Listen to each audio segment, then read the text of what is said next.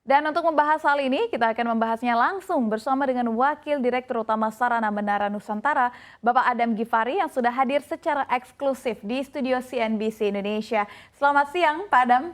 Selamat siang, Syafinas. Apa kabarnya, Pak? Kabar baik. Oke, sehat. Baik, Pak, kita sebelum masuk terlebih jauh ke Sarana Menara Nusantara, saya mau tahu pandangan Bapak sepanjang tahun 2022 ini. Bagaimana pandangan Bapak terkait sektor menara dan juga infrastruktur telekomunikasi di Indonesia, Pak?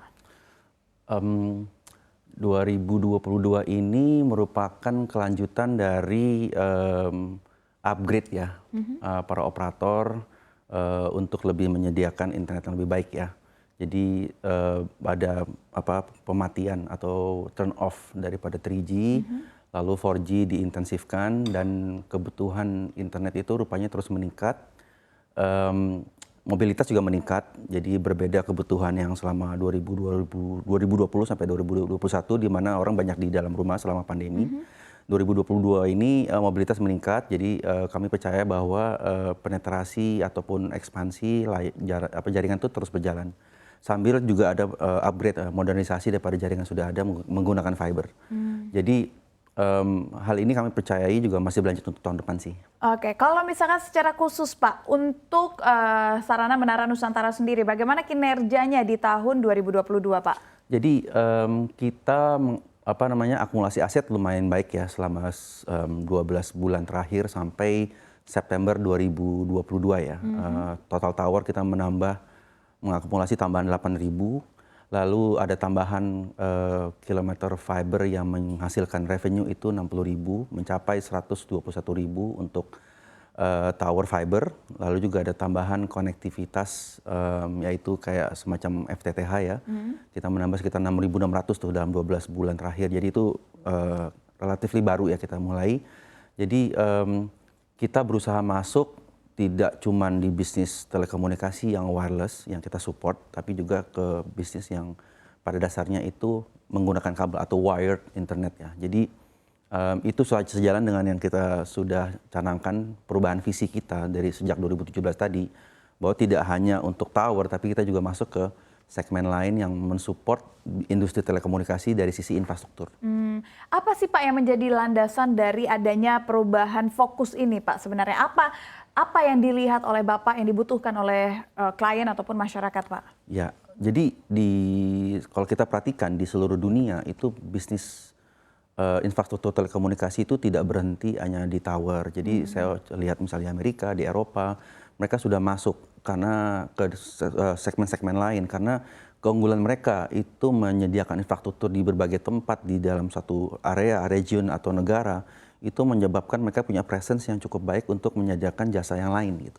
Jadi dan kita juga percaya bahwa Indonesia itu masih awal, masih punya runway yang bagus ke depannya untuk perbaikan internet akses ataupun kualitasnya. Jadi memang kita tidak bisa menebak di tahun-tahun berapa itu terjadi. Seperti halnya kita masuk akuisisi perusahaan fiber optik ya di 2015 itu, tapi bisnisnya baru take off benar-benar di 2018 dan itu waktu yang pas sekali sebelum pandemi. Jadi pada waktu pandemi terjadi 2020-2021 kita bisa mensupport bangsa ini untuk terus bisa sekolah misalkan sambil online ataupun bekerja secara menggunakan e-commerce-nya gitu. Jadi itu sumbangsi kami kepada bangsa ini. Dan kami akan terus cari di mana lagi segmen-segmen lain yang kita bisa mengkontribusi kepada industri ini. Iya, dengan ekspansi yang sedemikian masif ini bisa dikatakan sepanjang tahun 2022 sampai dengan kuartal 3 ya Pak ya, sampai dengan September 2022.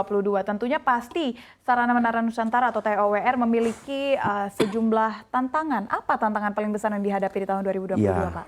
Jadi kita kan bisnisnya menyediakan infrastruktur, kita keluar capital outlay-nya atau investment outlay-nya di depan, dan itu menyebabkan artinya kita harus procure capital tersebut. Di era bunga yang meningkat ini tentu saja ada dampak, nggak cuma kita saja tapi juga industri yang lain tentunya. Tapi kita untungnya sudah pernah melihat industri ataupun Indonesia mengalami suku bunga yang lebih tinggi dari sekarang ini, termasuk waktu taper tantrum sebelumnya kan, waktu zaman Pak Bernanke jadi Fed Governor.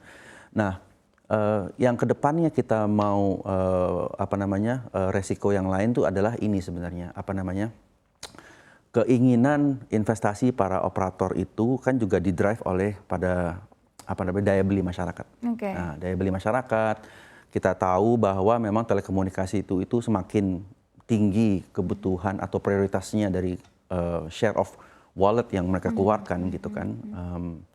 Tapi tentu saja ada kebutuhan-kebutuhan lain, lalu ada inflasi yang lebih tinggi gitu kan, ada bunga yang lebih tinggi gitu kan. Jadi itu saya rasa yang kita harapkan industri ini terus sehat, ya kan, terus mendukung layanan makin baik juga, tapi at the same time itu bisa tercapai yang namanya para operator juga memiliki visibility ekonomi yang makin baik. Terutama ada merger kan terakhir, Yeah. seperti Oke, itu. baik.